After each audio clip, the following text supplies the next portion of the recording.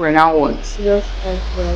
The face of a not so new convert into the Catholic faith. I wasn't always Catholic. Let me tell you about it. I was raised JW. Yes, you heard right. Jehovah's Witness. And me being me, I did not take it casually at all. For a growing child, I was a very devout JW, the most devout of my siblings. But then came 2019, the year my parents, primarily my father, suddenly decided that we all become Catholic. And so it happened that on Easter 2019, I and my 3 siblings were baptized into the Catholic Church. Now, before my siblings and I could get a chance to live out our newfound Catholic faith, something would happen that would change the trajectory of our lives forever. But the point is, from 2020 to the end of 2023, I only attended Mass about 6 or 7 times. So you see, I wasn't very much of a Catholic. If anything, I was confused. Then in 2024, I fell in love with God again, and I wanted to nurture that love. So I put myself in Christian circles, most of them Protestant circles, mainly because they seemed like the easier one to understand. The Protestant brethren welcomed me with open arms. They nurtured my faith while maturing my faith. The whole Protestant experience of God that I was handed out, or the doctrine of Christianity, seemed really shallow, and I'm not throwing any shades here. So I probed more into how Christianity started. I probed more about where the Bible came from. I probed more into the questions that I already had. And unfortunately for me, but fortunately now, everything pointed to the Catholic Church. I did not like the fact that I felt so drawn to the Catholic Church. I was afraid I would enter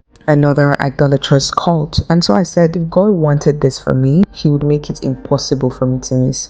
So once again, I went back to Mass. I sat at the back at the gallery as usual, and this time all I saw was beauty. And then one day after school, uni of course, thought of going for silent adoration disturbed my mind. But I ignored it and I kept walking. I walked past the Catholic church in my school until I got to the main gate of my school. But for some reason, I turned back and I started walking back to the chapel in the Catholic church at my school. I had never been to adoration before, but in that moment, I knew God was calling me to be a Catholic. Even though I understood very little about the church, I knew that I was Catholic. There was no going back. And now 2 years later, I'm finally a communicant. That is my story in bits and pieces, because there's a lot I have not said. There's something that's a sense once said, you don't understand so that you may believe, you believe so that you may understand.